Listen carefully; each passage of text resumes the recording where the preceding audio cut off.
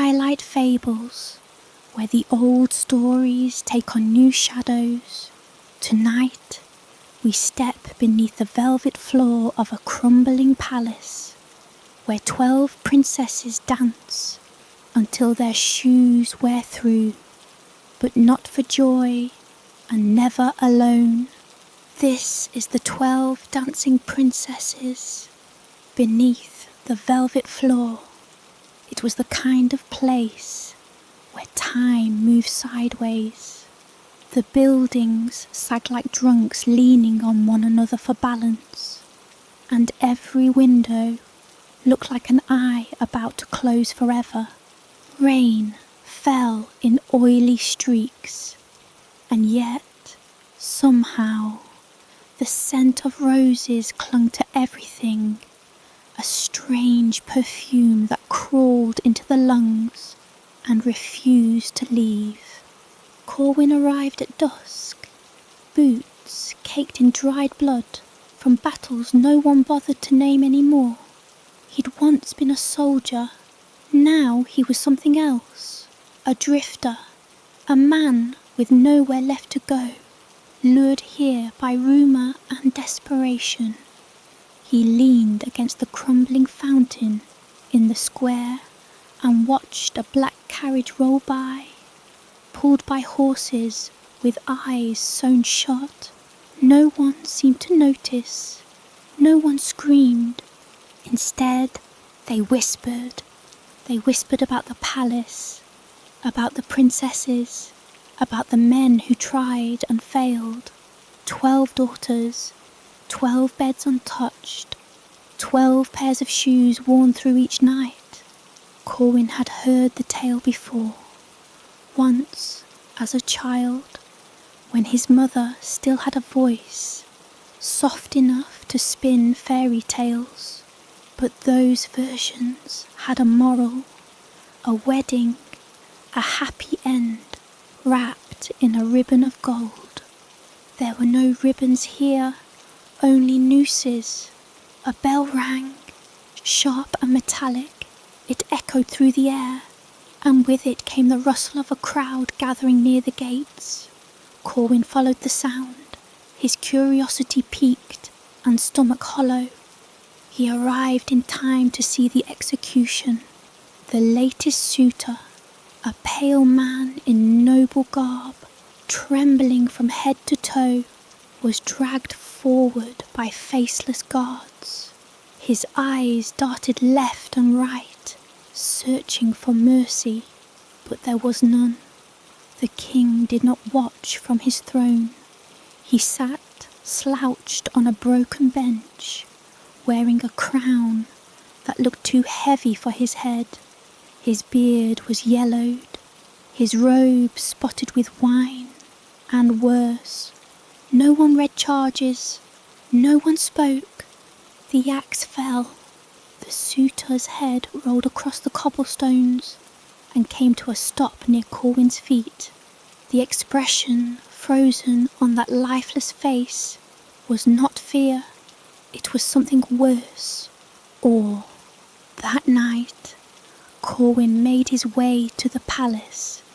It was a decaying monolith of white stone, ringed with rusted gates and lit by lanterns that flickered in the wrong rhythm. Guards stood at every door, their armour more ceremonial than protective. When he gave his name and intention, they did not question, only nodded and led him inside. The interior was worse. The walls dripped with candle wax. Paintings had been slashed, then stitched together again. Statues stood in corners, with hands missing, mouths open in silent screams. Everything smelled faintly of mildew, and something sweet, roses again. He was led to a vast hall where the king slumped in a crumbling chair, nursing a goblet of wine that left red stains on his lips. "You know the terms," the king croaked, not looking up. I know them, Corwin said. And you're willing to die? Corwin gave a tired smile. I already did, once or twice. Figured I'd give it a better try this time. A rasping laugh bubbled from the king's throat. It sounded like something trying to escape. You have 3 nights, he said. 3 nights to discover where my daughters go. If you fail, your head joins the others. If you succeed, well, that hasn't happened yet. A door creaked open. 12 figures entered the room, silent as shadows. The princesses. Corwin had expected lace and tulle and youthful smiles. What he saw instead were women carved from dreams and nightmares. Each moved like she was underwater, graceful, slow, detached. Their dresses shimmered in hues not found in daylight. Their hair curled like smoke. Their eyes were strange. They did not look at him, not at first, but the eldest, tall and pale as chalk, turned her head slowly and fixed him with a stare so cold it burned. Her eyes were black, not brown, not dark, black, oily, bottomless, pupilless. He looked away. The king gestured. They won't speak to you. They never do. But they know. They know you're watching. The bedchamber assigned to him was beautiful, in the way coffins are beautiful, polished, ornate, and unmistakably final. It sat at the end of a long hallway lined with portraits. Each portrait bore the likeness of a former suitor, the names carved beneath each face. All the paintings had been defaced, eyes scratched out, mouths sealed with paint. Corwin shut the door behind him and slid the bolt. The bed was soft, the sheets perfumed. A silver goblet of wine sat on the bedside table. He lifted it to his nose. It smelled of roses. He did not drink. Instead, he poured it into the vase of lilies nearby and watched as the petals curled in on themselves like dying spiders. He waited.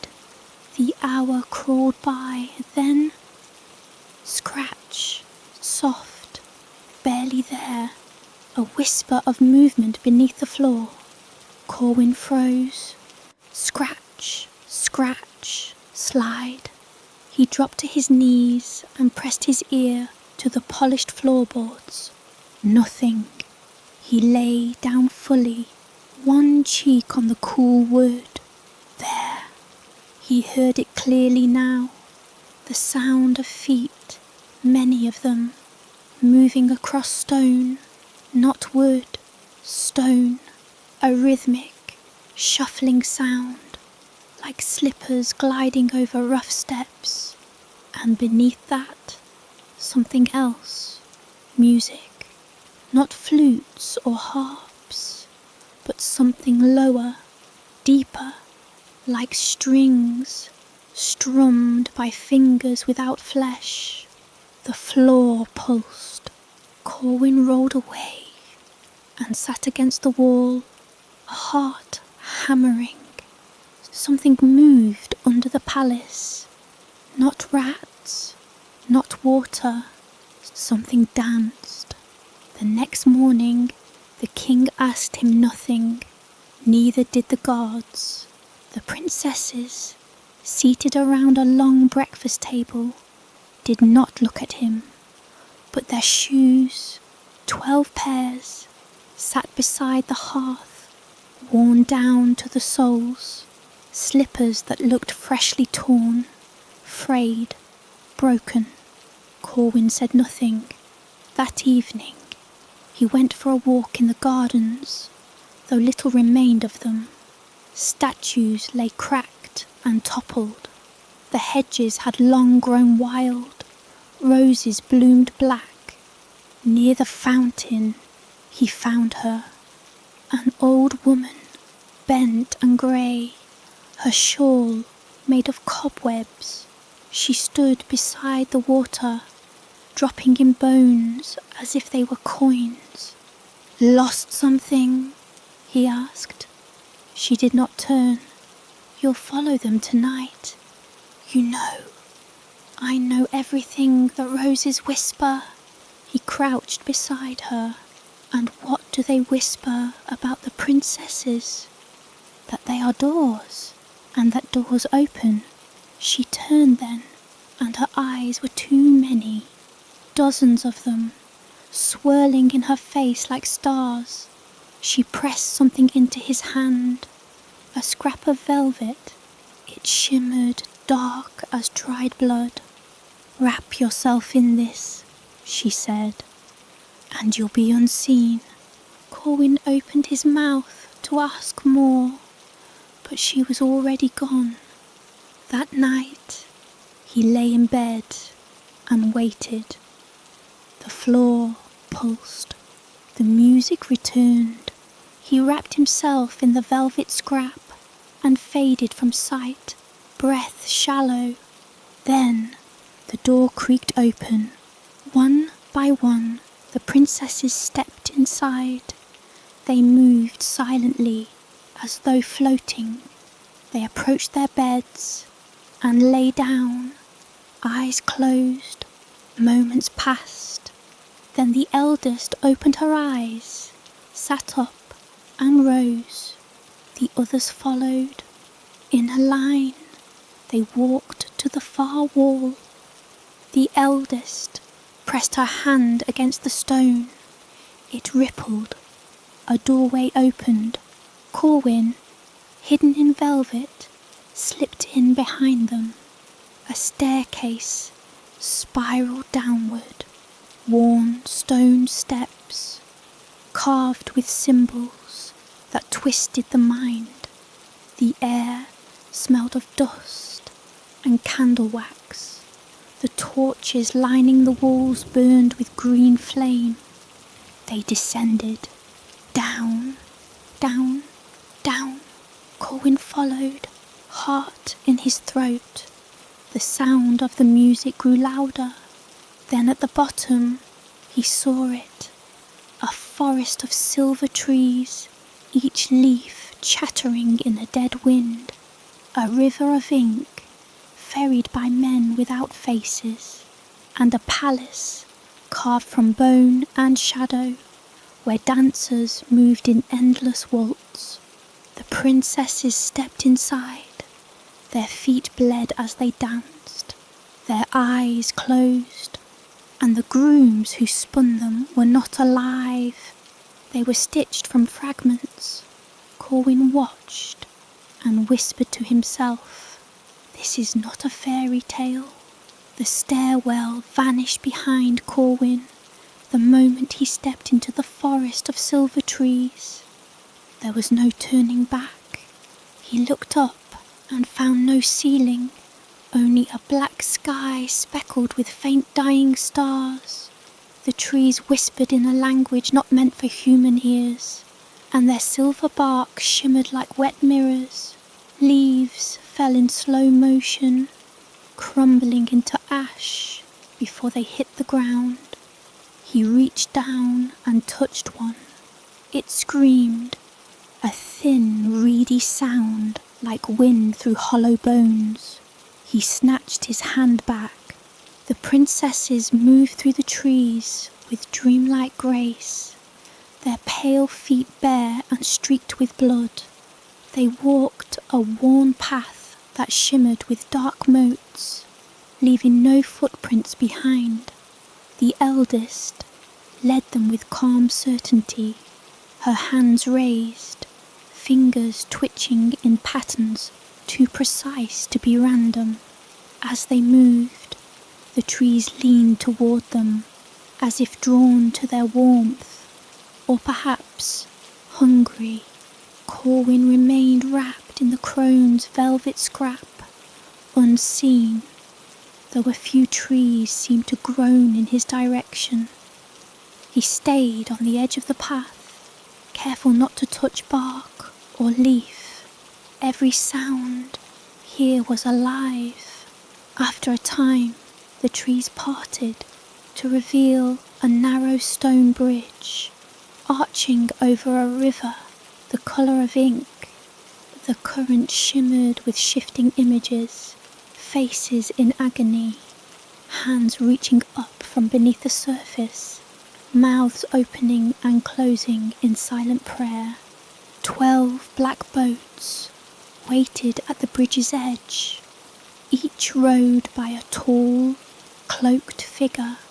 No faces, no hands, just shadows beneath tattered hoods.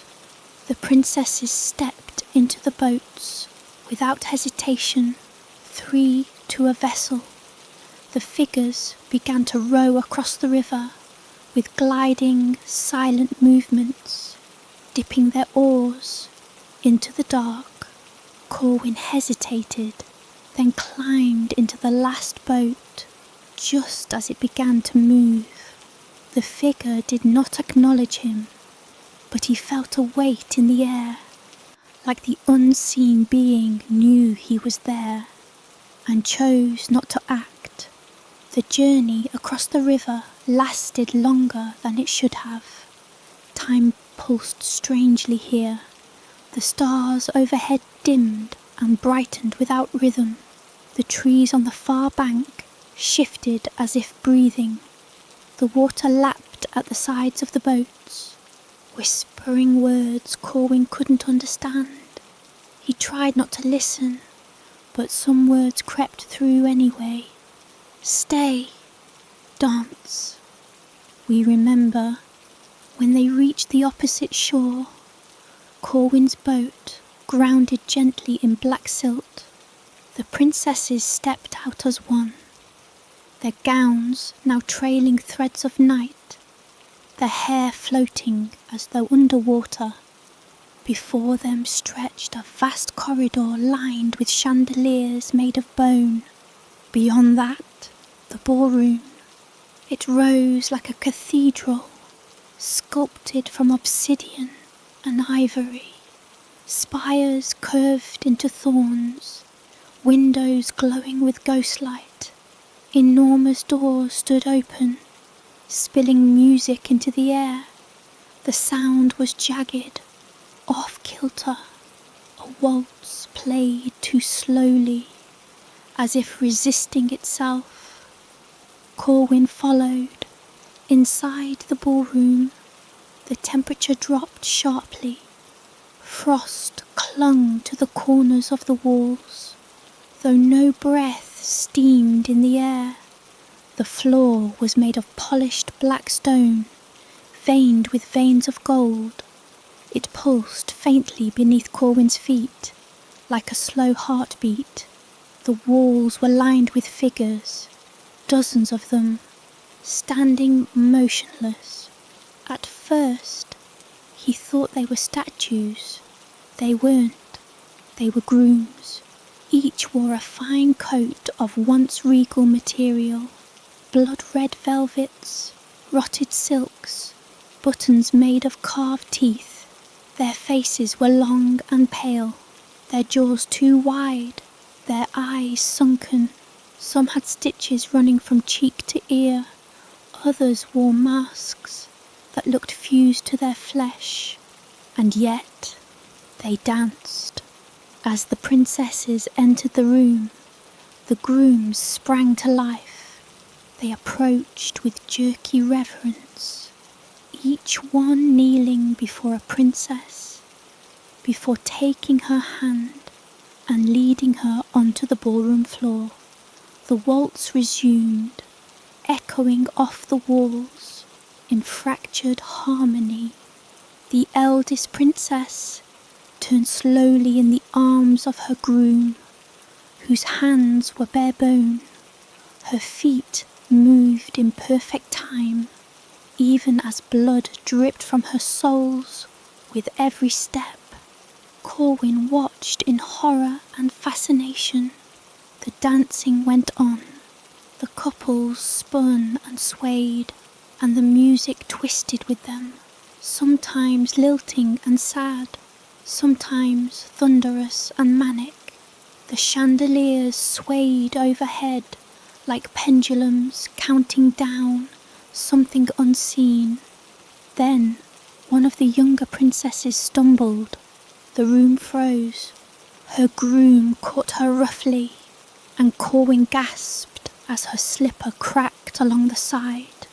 Her foot bent wrong, not broken, opened, like bark splitting from a tree. Inside her flesh were roots, gnarled, pulsing roots. They twitched and bled sap. The groom growled low, his mouth unhinging wider than humanly possible, revealing rows of jagged teeth. The other princesses stopped dancing, heads turning in unison. Corwin stepped back, heart hammering, but instead of devouring her, the groom stepped away. The music paused. Two towering attendants emerged from the darkness, draped in cobwebs and crowned with antlers, and carried the injured princess away through a hidden door. The rest resumed dancing. As if nothing had happened, Corwin explored the ballroom's edges, careful to remain unseen. Every surface was etched with sigils. Some resembled runes, others looked like tally marks, scratched by fingernails. Beneath the grand dais, he found a mural partially covered in velvet drapes. He pulled them aside. It depicted 12 brides, dressed in ceremonial red, each bound in chains of bone, their eyes empty hollows. Above them towered a monstrous figure, a skeletal king crowned with fire. Beneath the image, words written in rusted ink. What was buried shall dance again. Corwin turned away. Something scraped behind him. He spun around and saw one of the grooms standing still in the shadows, head tilted, sniffing the air. Corwin didn't breathe. The groom stepped forward, closer, closer. Then the music surged, and the figure turned, rejoining the dance floor with a hiss like steam escaping stone. Corwin exhaled, shaken. He needed to leave, now. The return journey was faster. The princesses climbed back into their boats, in silence. The river seemed quieter now, though the faces beneath the surface wept openly. One whispered Corwin's name.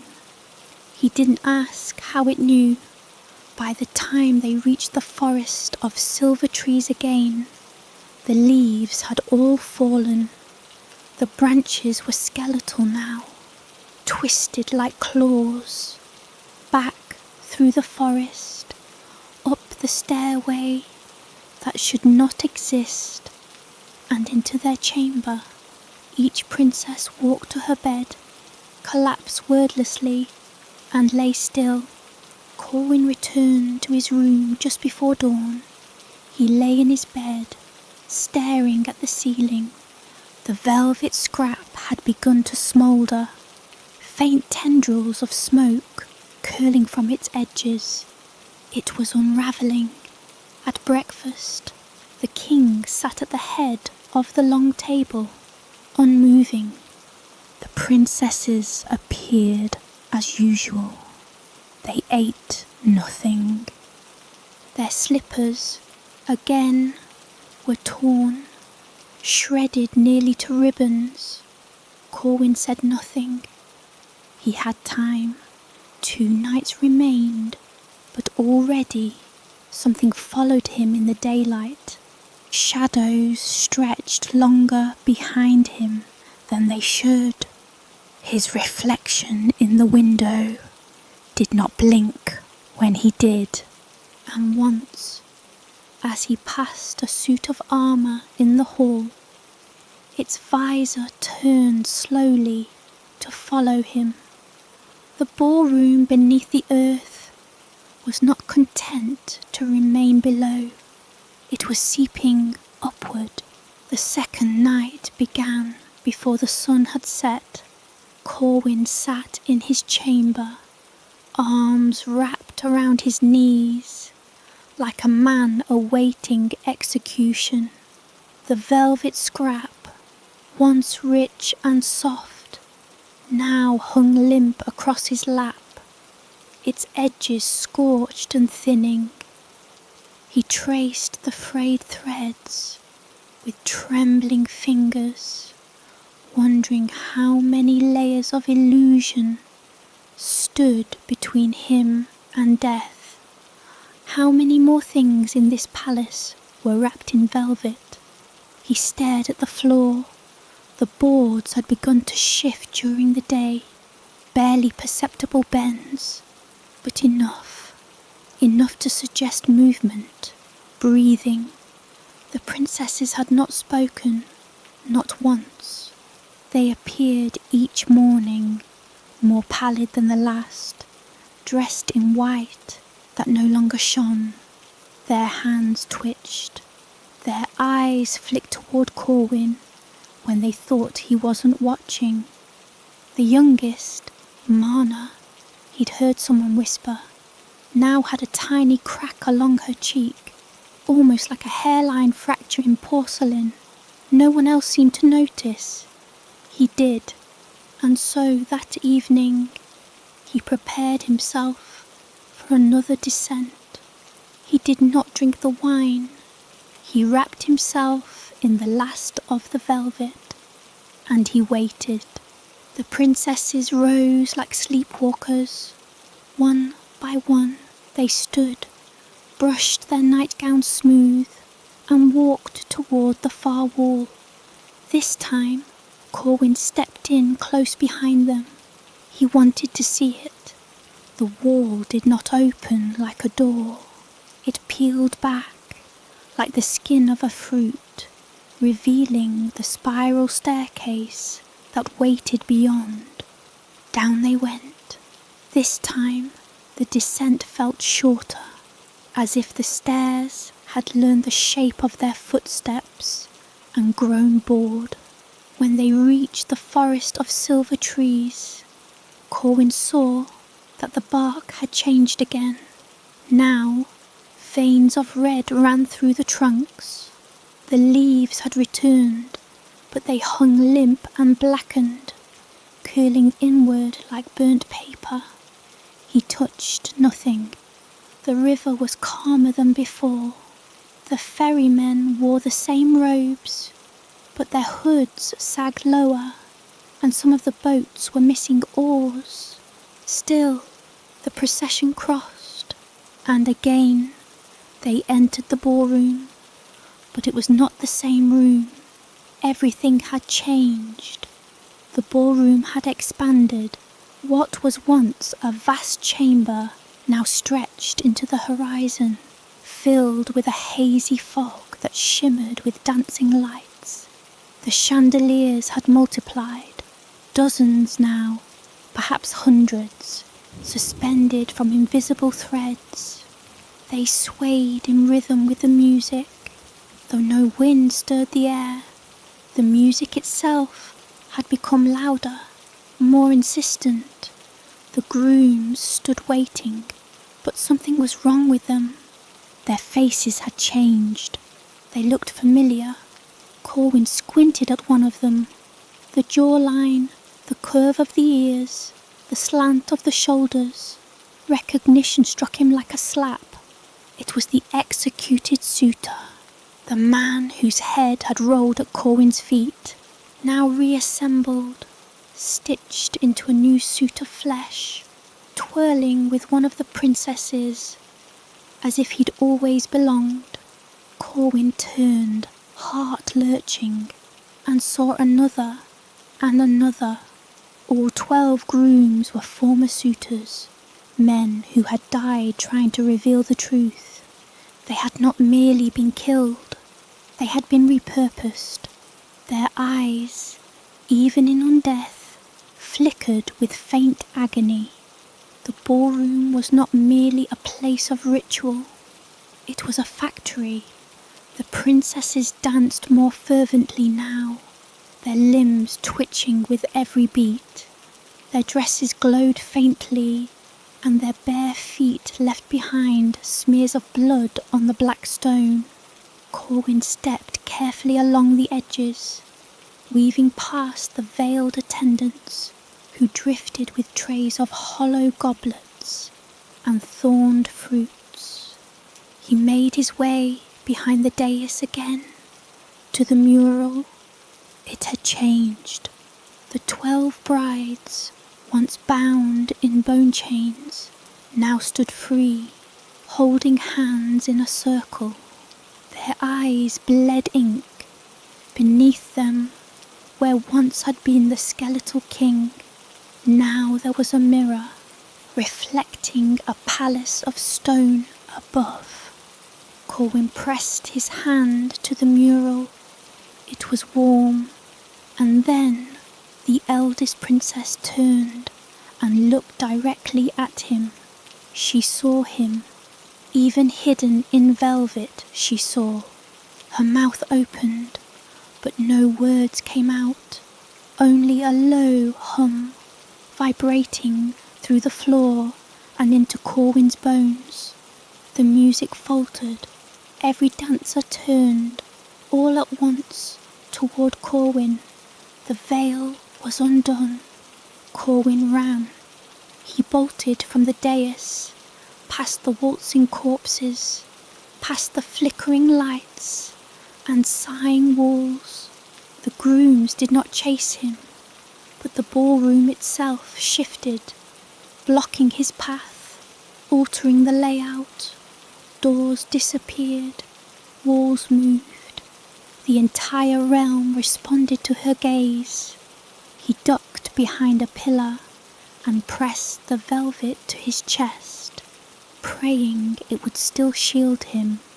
After a moment, the dancers resumed. The princesses continued to spin. The grooms stepped into rhythm once more. Only the eldest stared at the place where he'd vanished. Her lips curled upward, slightly, not a smile, recognition. Corwin made his way to a side corridor he had not seen before. Beyond a tattered curtain, he discovered a chamber filled with shoes. Thousands of them, all lined up in neat rows. Slippers, boots, heels, sandals, of every style, make and size.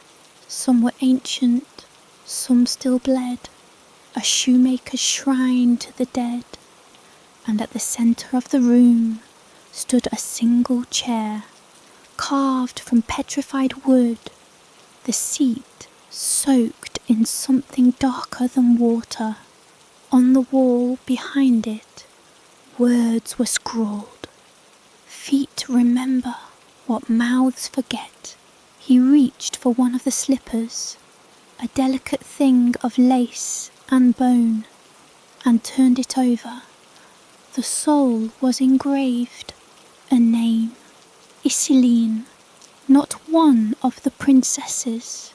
He checked another, Velsa, another, Thoria, 12 in total. Not the current princesses, not the daughters. These were the original brides, the ones from the mural, the ones whose bodies had been buried. Their shoes were preserved here, and the daughters, who wore their own footwear to ruin each night, were enacting the same dance, over and over again. The shoes were memorials, but also keys. On his way back to the ballroom, he heard a sound he hadn't expected, sobbing. He followed it to a small alcove behind the curtains. One of the princesses, Mana, the youngest, sat curled on the floor, arms wrapped around her legs, shaking. Her cheek now bore a wide crack, and her skin beneath looked wrong, like bark soaked in wax. Corwin stepped forward. She flinched. "I'm not going to hurt you," he whispered. She didn't reply. "I saw them, the grooms, the way you all change." Still silence. He sat beside her. "What are you?" he asked gently. After a moment, her eyes met his. They were no longer human, pale grey, veined with gold, like stone coming to life. "We're not ours," she whispered. Her voice was dry, brittle. "We're not daughters. We're vessels. We get filled every night." "By them?" he asked. She shook her head slowly. "By us, the old us, the ones that were buried." He swallowed. "The brides?" "Yes." "Why?" "Because the king made a deal long ago, gave the roots his wives to save the kingdom. Now the roots want daughters too." Corwin leaned in. "And if I break the ritual?" She looked up at him, terrified. "They'll find another way." He helped her to her feet. They made their way back to the grand hall, slow and quiet. But before they could rejoin the others, a veil lifted. One of the giant attendants stepped into their path. Its face was blank, smooth as a wax egg. Its mouth opened vertically, revealing a tunnel of teeth. Mana screamed. Corwin grabbed her hand and ran. They ducked behind a tapestry and found a crack in the wall, an escape tunnel, a service passage. It didn't matter. They fled into it. They emerged hours later, back in the upper world. The moon overhead had turned red. The palace loomed silent, and behind them, the wall sealed shut with a hiss. Corwin looked down. Mana was gone. In his hand, he held only a tattered slipper, still warm. The traveller's legs ached as he moved through the twisting passages. Beneath the palace, the golden archway had sealed behind him without a sound, as if swallowing the very memory of the world above. The air in the tunnel was thick, not just with dust or age, but with something older, something patient. The walls seemed closer now, the flicker of the torch revealing shapes in the stone that suggested faces, mouths yawning open, hollow eyes watching from the craggy surface. He walked with care, his boots silent on the smooth, unnatural floor. The tunnel gave way to a downward slope, carved into black stone. The air cooled further. It tasted of iron and something metallic beneath that, like the aftertaste of blood. The torch in his hand hissed low, as though offended by the atmosphere. After what felt like hours, he reached a cavernous chamber. Columns lined the space like a cathedral. but where altars should have been stood slabs of pale stone, with symbols etched deep, runes of the old tongue, warning and welcoming in the same breath. At the centre, a spiral staircase descended into darkness, and upon its first step lay a single rose made of crystal, its petals cracked. He didn't touch it. The spiral descent was longer still, the torch dimming with every step, as though it feared what lay below. When his boots finally struck flat ground again, he emerged into a chamber with walls of velvet, but not the soft velvet of royal gowns. This velvet was stretched taut over something that pulsed faintly, as if the walls breathed. A faint heartbeat thudded in the air, slow and vast. It was not his own. He followed a seam in the velvet, pulling it aside like a curtain. What lay beyond made him pause. A vast forest, stretching into impossible distance, grew beneath the palace.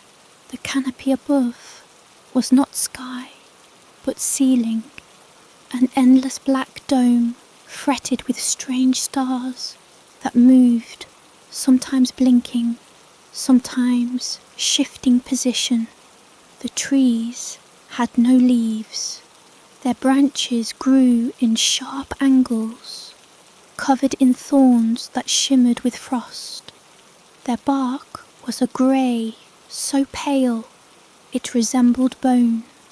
Every few feet, a tree wept sap that steamed where it touched the ground. The traveller stepped into this forest. Each step was muffled by a carpet of ash-like moss. The forest was silent. No wind, no birds, no insects, and yet the branches twitched now and then, as though aware of his presence. Then came the laughter. It was faint at first, high, girlish, like bells chiming underwater. The traveller crouched behind a thick root, listening. The sound grew clearer. Laughter again. 12 voices, no longer distant. He crept forward. The path widened into a clearing, and in the centre stood a small lake, black and still. Boats of silver waited at its edge, their hulls shaped like long coffin shells. The 12 princesses stood beside them, still robed in white, but their dresses had changed. Where once they were silken and pure, now they shimmered with scales and threads of shadow. Their feet were bare and clean, no sign of dancing yet. They spoke in hushed, delighted voices, like children anticipating a game. The eldest turned her head suddenly. The traveller froze, but her gaze passed through him, distant and dreamy. "He waits," she said, and the others giggled. Then they stepped into the boats, and as the silver hulls slid across the water, the black lake whispered. The traveller waited until they were gone. Then he stepped to the shore. There was one boat left. He hesitated. The lake was unnatural, its surface a mirror that did not reflect him. Instead, it reflected another world, twisted trees that curved wrong, a moon with too many faces, a sky stitched with bone-white seams. But the boat beckoned. He climbed in, and it began to move on its own, silent as breath. The ride was long. The world above him darkened further.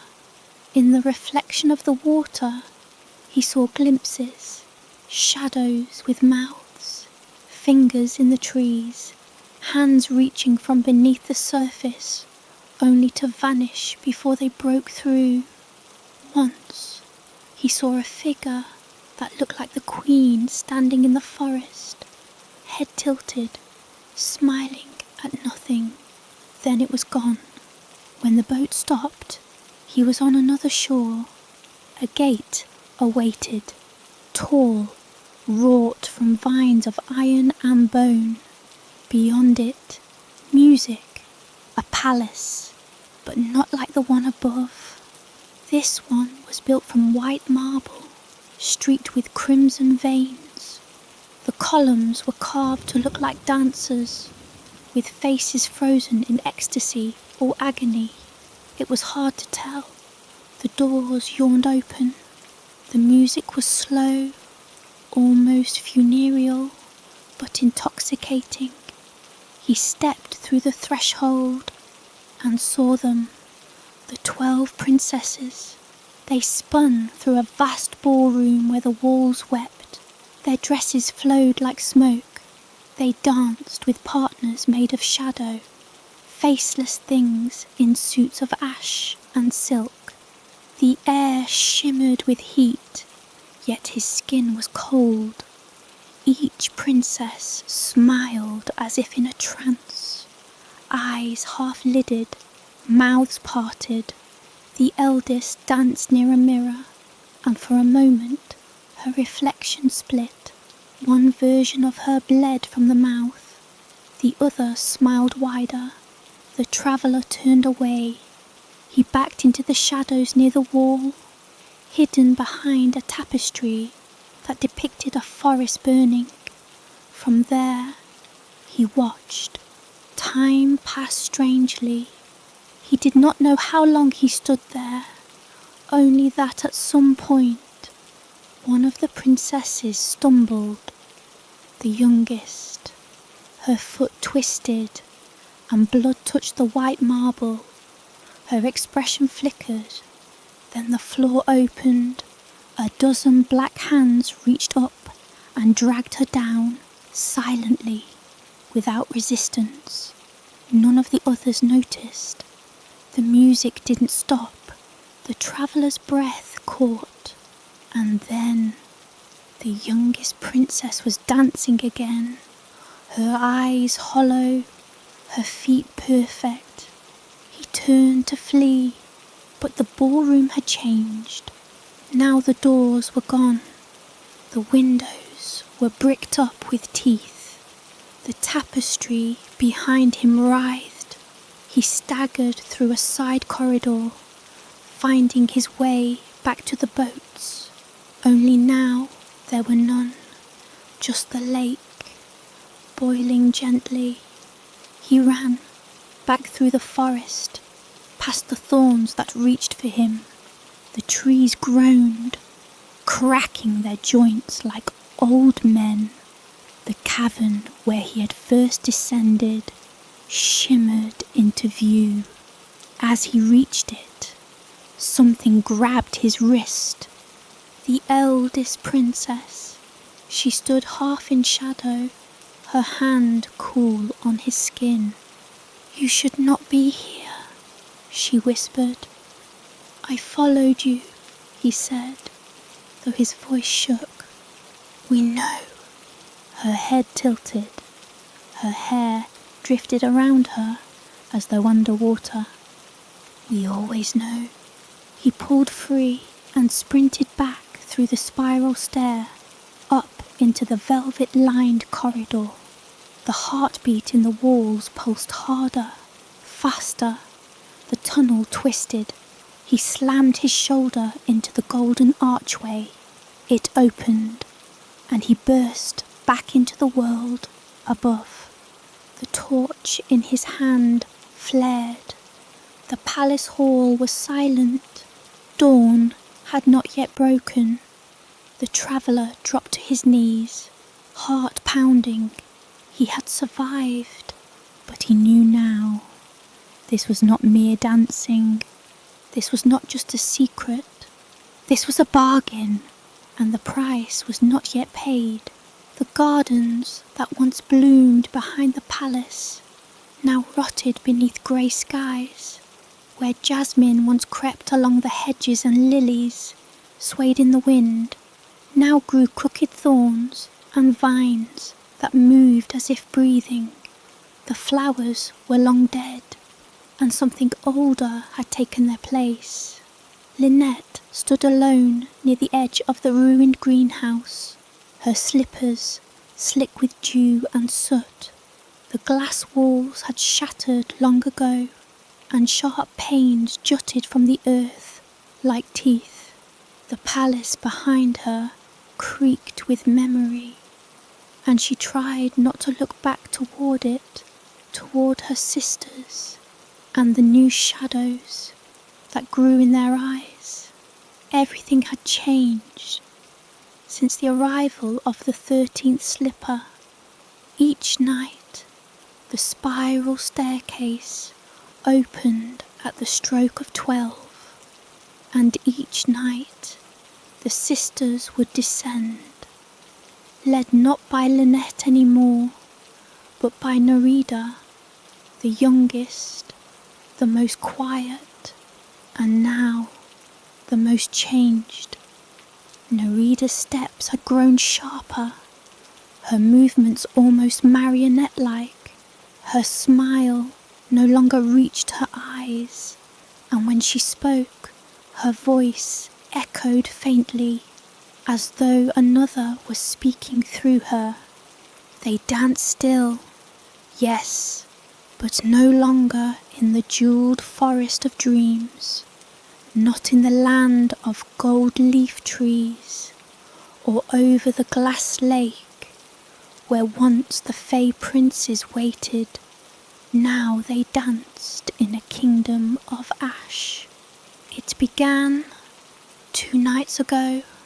They had descended as always, slippers in hand, lanterns flickering, but instead of the familiar velvet forest floor, they stepped into a wasteland of charred stone and blistered air.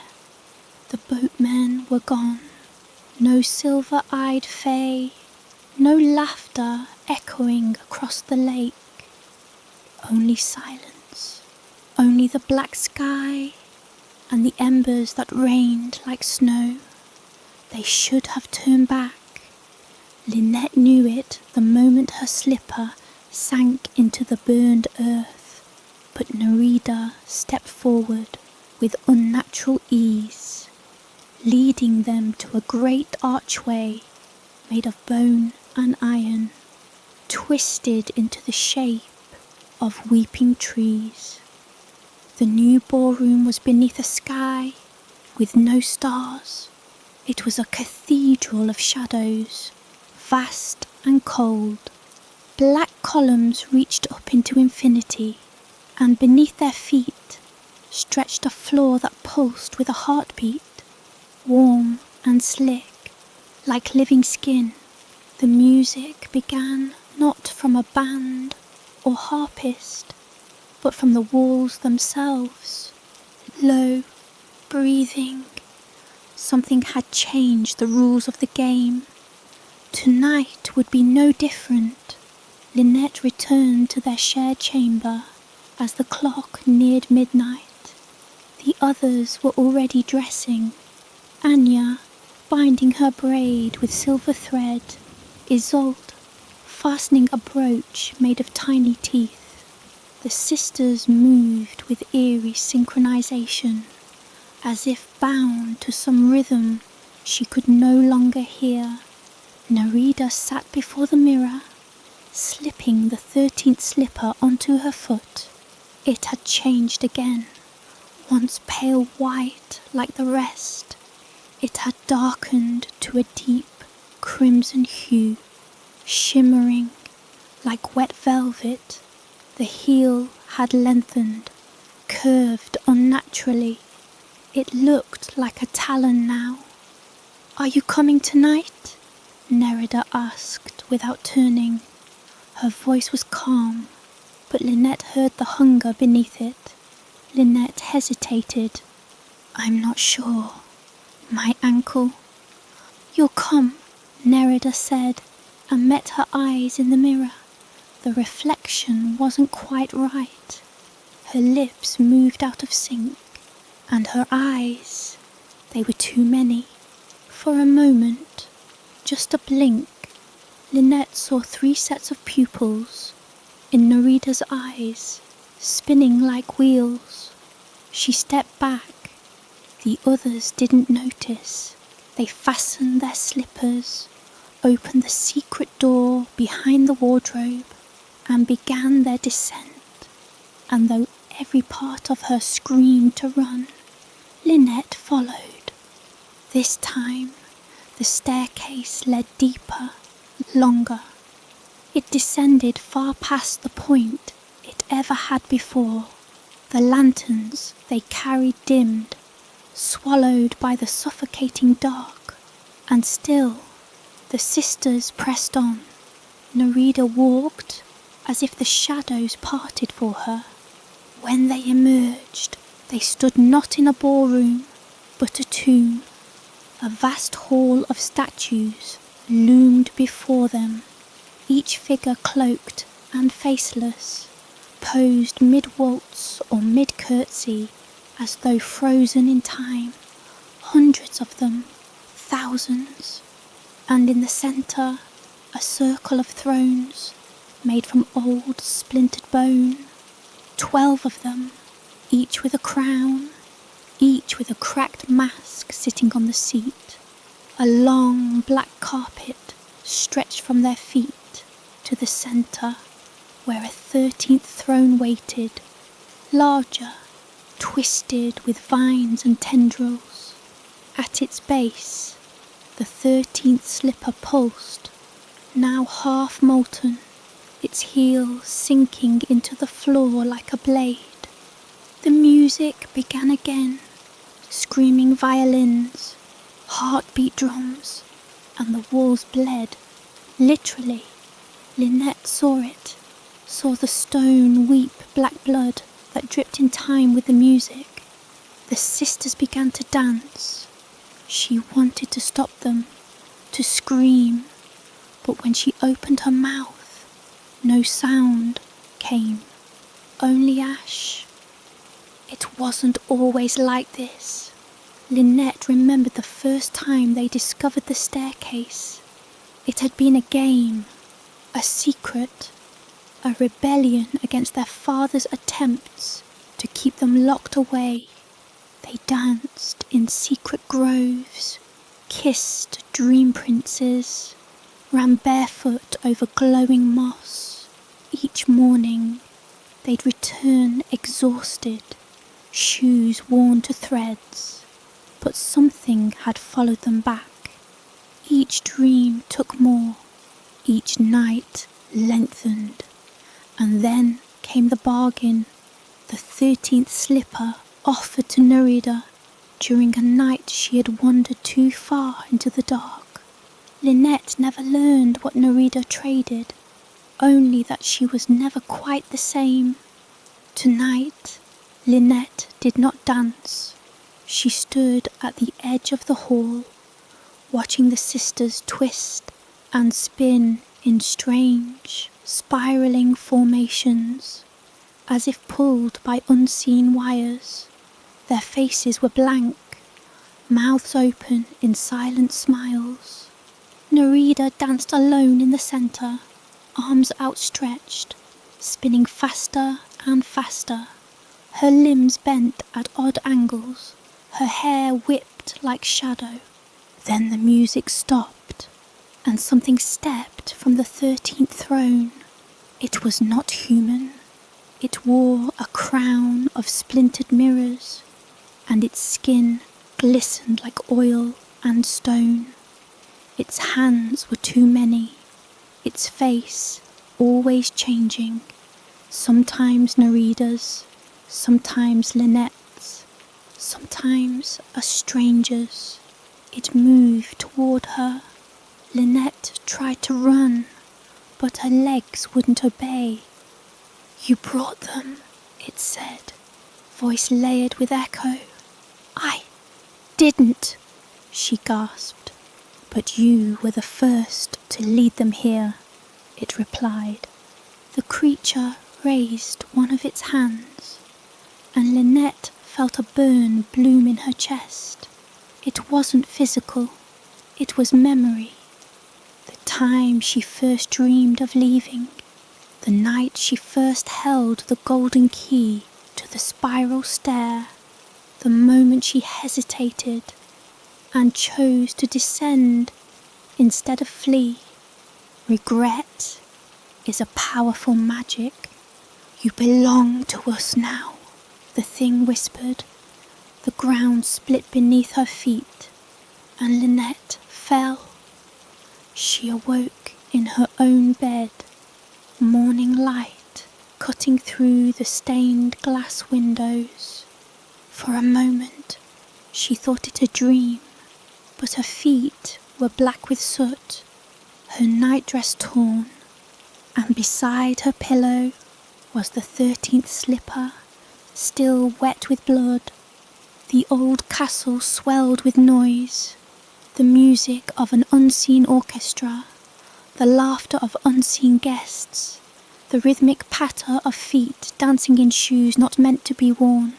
Jonah stood just beyond the threshold of the mirror, his breath fogging the glass from the wrong side, a silent observer in a place that had no right to exist. The corridor before him was wide and lined with arched openings. Through each arch he could glimpse grand rooms, each more absurdly decadent than the last. Velvet drapes, golden banisters, chandeliers that held starlight instead of candles. But they were empty, or nearly empty, because now and then a shadow would flicker across a wall, too tall, too thin, bending at strange angles. He could hear them though, laughter, whispers, the wet scrape of slippered feet on marble. Jonas took a cautious step forward, heart pounding. Behind him, the mirror had gone opaque, no way back. The floor beneath his boots gave a groan, and he froze. It was not a normal sound, not stone or wood protesting weight, but the tired, wounded exhale of something being crushed. He crouched and pressed his hand to the floor. Beneath the cool marble was something soft, something that shifted, breathing. He stood quickly and tried not to look down again. As he ventured further into the hollow palace, he noticed strange things, paintings with blank faces, chairs with their legs gnawed down to splinters, curtains that moved despite the still air, and always, always the sound of that music, just out of reach, waltzes and jigs, harps and violins, all stitched together into something maddening. He wasn't alone. The moment he entered what looked like a ballroom, he saw her, not one of the sisters, but someone else entirely. A woman stood at the far end of the room, her back turned. Her hair was pale and long, trailing the floor. Her dress was black, but shimmered like beetle wings in the shifting candlelight. She turned. It was Eleanor. At least, it wore her face. Her eyes were too wide, too glassy, and when she smiled, it did not reach her cheeks. Her mouth opened, and out came a sound like cracked bells and dry leaves. "You've come far," she said. Her voice was not Eleanor's. It scraped against his brain like claws on slate. They didn't believe you could, but I knew you would. The 13th slipper walks again. Jonas reached for the dagger tucked into his belt. You're not her. No, she whispered. She wore me, just as the others do, but the dress always remembers its first wearer. Behind her, the shadows of dancers filled the ballroom, though the room remained empty to his eyes. The chandelier flickered, the walls pulsed. I want them back, Jonas said. The sisters, you've poisoned them.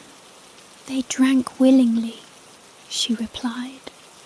The river, the music, the promises, they chose to dance. What did you offer them, Jonas? Muddy boots, dead trees, a brother's concern. Jonas stepped forward. The truth, that seemed to amuse her. She threw her head back and laughed. The room laughed with her. Tiles cracked, mirrors shimmered, candles sputtered into laughter. The thing that wore Eleanor's face began to split down the middle, flesh peeling like fabric. From within, something crawled, a being too long for its limbs, its head a melted crown of bone and wax, its teeth stitched into its throat like buttons. Jonas ran. He did not look back.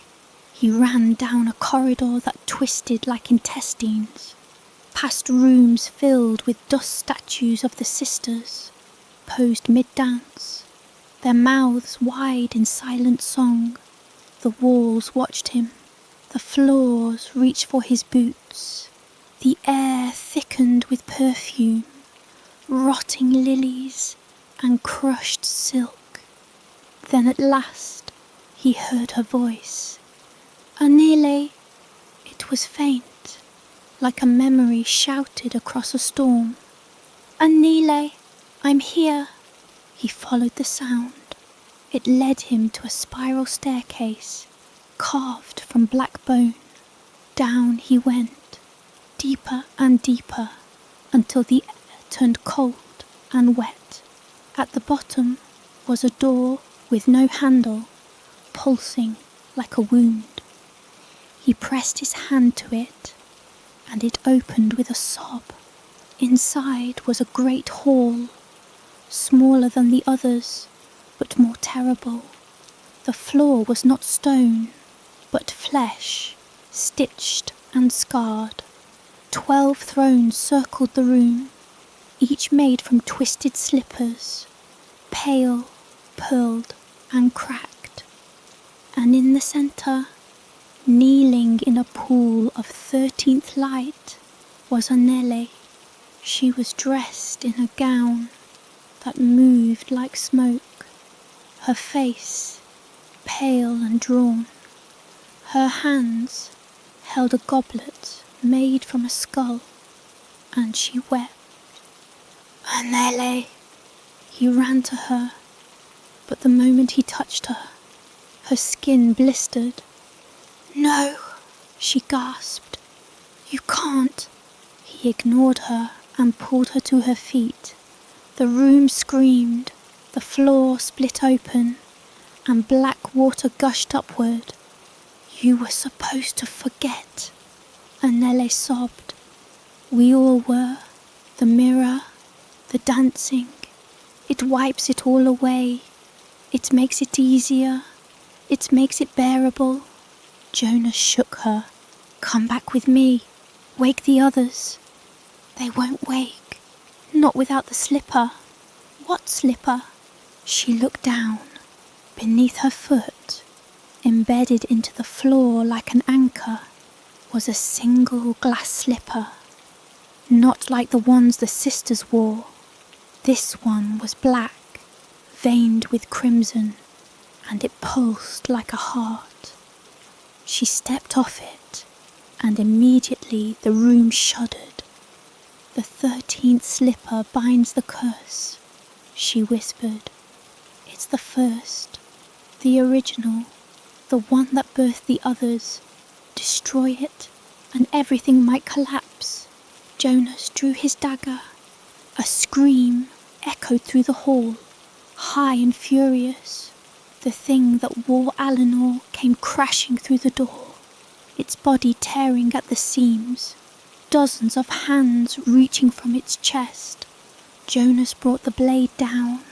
The slipper cracked, then shattered. The moment it did, the room convulsed. The flesh floor split open, revealing fire and roots.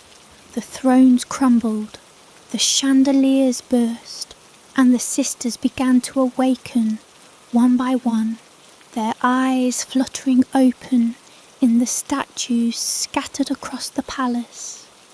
The Eleanor thing screamed and began to fall apart, its bones falling like dominoes, its teeth rattling across the stone. It reached toward Jonas with a final, desperate claw, and vanished in silence. The hall dimmed. The music died. Jonas collapsed beside Anella. She looked at him through tears. "You remembered? I told you I would," he murmured. And then the mirror reappeared in the wall, no longer dark, but glowing like moonlight on a lake. "Come on," Jonas said, helping her up. "Let's go home." The kingdom woke, unaware of the rot curling beneath its skin.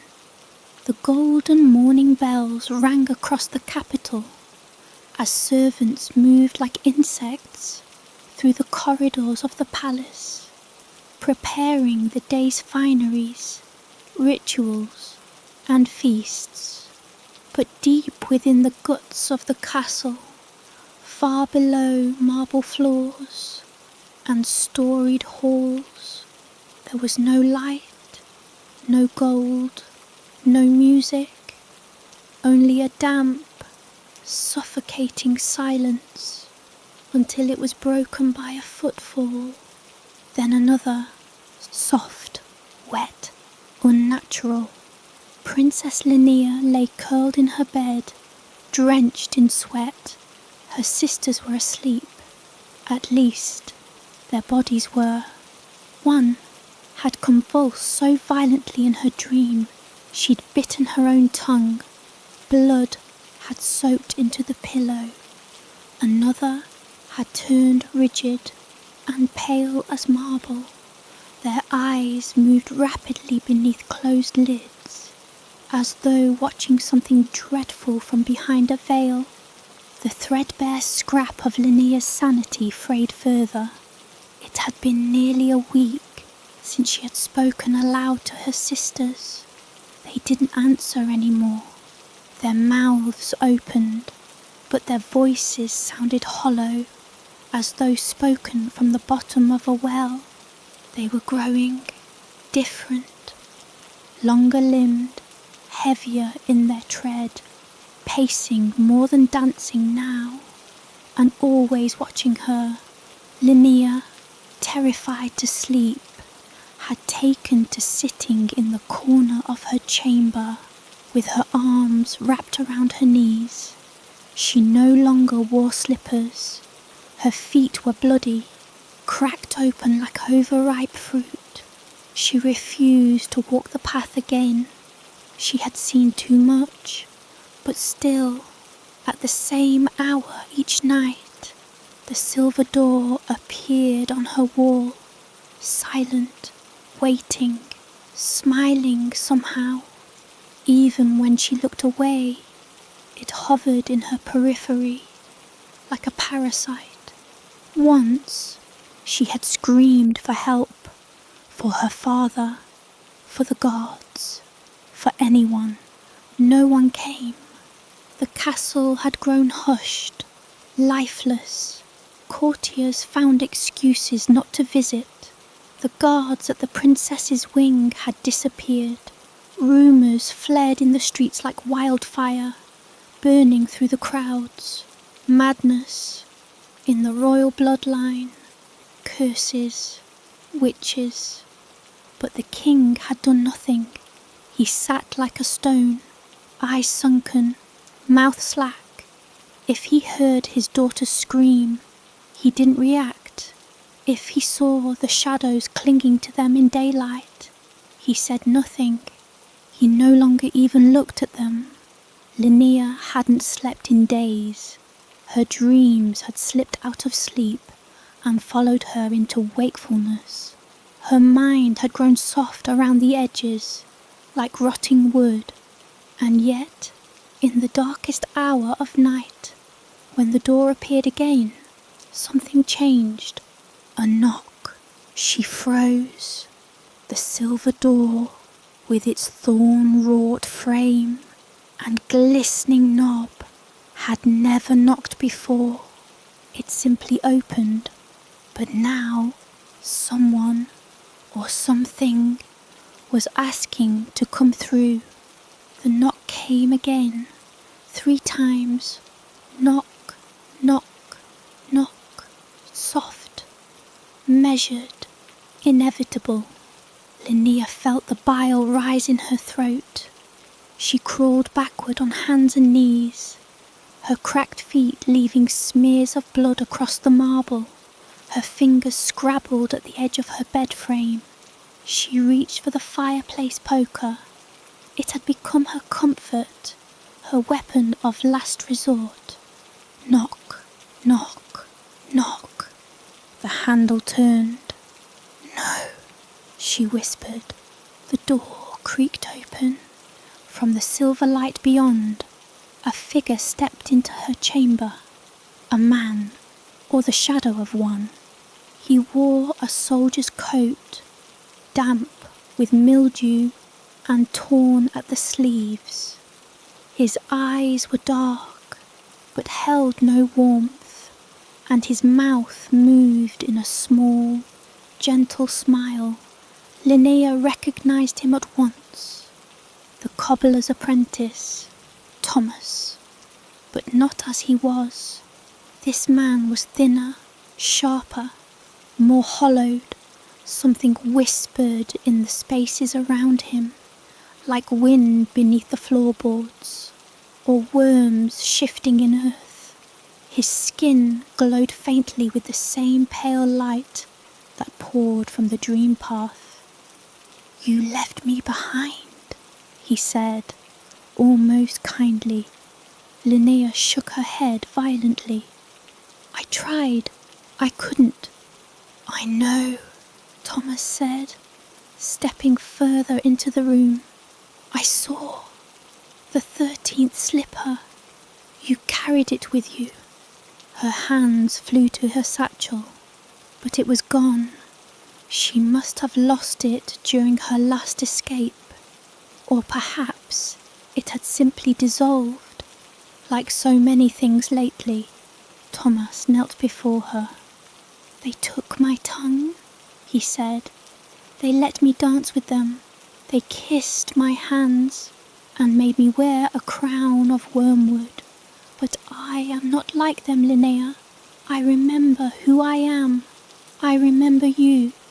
His voice trembled as he spoke, but there was something under it. Not pain, not pleading, hunger. Linnea whispered, "What do you want from me?" He leaned close to finish the dance, his smile stretched, too wide for his face. Then the silver door widened behind him, and the other 12 stepped through. Linnea's sisters, or what was left of them. They were wearing new dresses of shadowy silk and pearls strung from bone. Their feet were bare and rotting, their eyes wide and lidless. Their hair dripped like ink down their shoulders. They moved with terrible grace. Each one held a slipper in her hands, all except one. The youngest, Leora, stepped forward. In her hands, she carried a 13th slipper, perfect and golden, gleaming with tears. and it was meant for Linnea. "No," Linnea said, breathless. "I won't go back. I won't dance." "You already are," whispered Leora. She reached forward and placed the 13th slipper on Linnea's foot. It burned. It seared through skin and sinew. Linnea screamed, thrashing, but her limbs no longer obeyed her. Her body rose, forced into motion by the command of the shoe. The ballroom door opened. No, not the ballroom. A gaping chasm made of red velvet and ancient stone, lined with teeth. The dream path. The graveyard beneath the kingdom. Thomas extended a hand to her. "We're almost at the end," he said. Her mouth opened to scream, but instead, music poured out. Her own voice, a song she had never learned but had always known. The sisters fell into line behind her. The march began. This time, they did not float. They dragged their feet. The 13th slipper left a trail of blood behind them as they descended into the hungry dark. The door creaked shut behind Elian as he stepped into the chamber that no one had ever seen and returned from. The 12th staircase had ended not in a ballroom or a garden of glass trees, but in a tunnel of scorched bone and cracked mirrors, their reflections warping and writhing with shapes that mimicked his every move, almost. The illusion smiled when he did not, blinked when his eyes were open, and reached out when his arms stayed still. His sword was in his hand again, though he hadn't drawn it. He didn't know what floor he stood on. It no longer felt like the castle, nor even the underground realm the princesses vanished into night after night. The walls pulsated, breathing in slow, wet gasps. The air smelled of scorched iron and dried blood, but beneath that, something older, the scent of longing pressed between book pages, of secrets whispered under beds, of rot that was once perfumed. He moved forward, careful, watching each step. The tunnel led to a wide cavern, not shaped by stone, but by flesh. The walls were pink and veined, the ground spongy underfoot, and at the centre sat a woman carved from coal and candlelight. She wore the 13th slipper. The rest of her looked like the other princesses, and yet entirely unlike them. Where Isolde's eyes glistened with curiosity and pain, this one's eyes shimmered like frozen ink. Her mouth bore the shape of Liliana's smirk, but twitched too wide, like a marionette forced into a grin.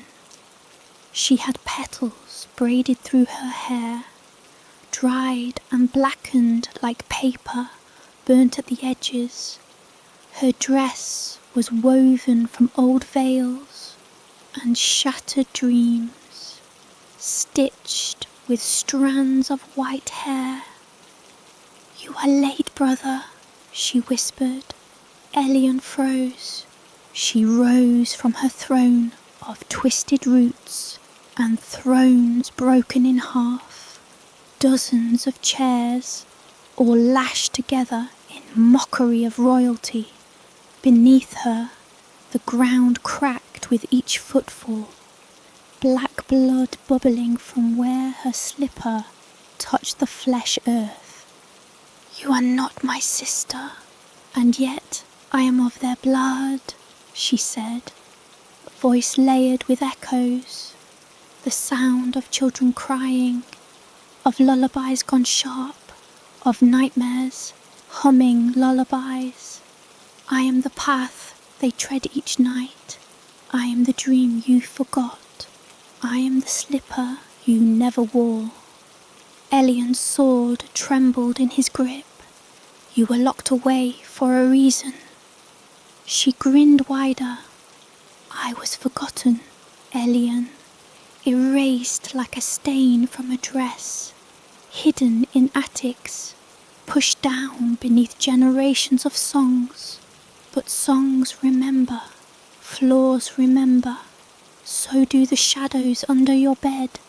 Behind her, the wall began to move, the mirror flesh stretching and birthing images. He saw his mother, standing in a nursery, cradling a 13th baby that bore no name. Her face twisted in despair as she passed the infant to a veiled midwife. Then the scene changed. A tiny slipper, wrapped in muslin, being sealed inside a brick wall. A floorboard hammered shut with nails made of bone. You were cast away, Elian said, stunned. I was the firstborn, she said, approaching slowly, the princess of soot and smoke. But I was born with no reflection, no heartbeat. I spoke before I had breath. They feared what I would be, and so they made me nothing. As she stepped closer, the slipper on her foot glowed faintly, not gold like the others, but a deep, bruised violet that bled shadow across the floor. With each step, the ground grew colder. But the castle remembered me, and when the 12 danced, they did so on the bones of my name. Every step was a prayer to forget, but I remembered. You made the realm below, Elian realized. The endless ballrooms, the forests of glass, the princes with masks of ash. They are mine, she said proudly. I gave them joy they could never find above. I gave them love that would not rot. I gave them truth, and now they must return the favour. Behind her, 12 doorways began to peel open, each revealing a princess. They stood silent and swaying, each wearing their golden slippers, their faces vacant, eyes silvered like mirrors. No, Elian moved toward them, but the 13th princess raised her hand. One step closer, and I'll pull their hearts through their shoes. He froze. Let them go, he said. This ends now. This begins now, she said. The final dance. The 13 must become one, the chain complete. The princesses stepped forward as one, circling her in a spiral. Their feet began to move in rhythm, not joyful or hypnotic, but painful. Their ankles bent at unnatural angles. Their limbs moved like dolls jerked by strings. They wept soundlessly. Elian screamed and ran forward. The 13th princess shrieked and flung out her arms. Shadows erupted from the floor. Hands, tendrils, teeth made of lightless void.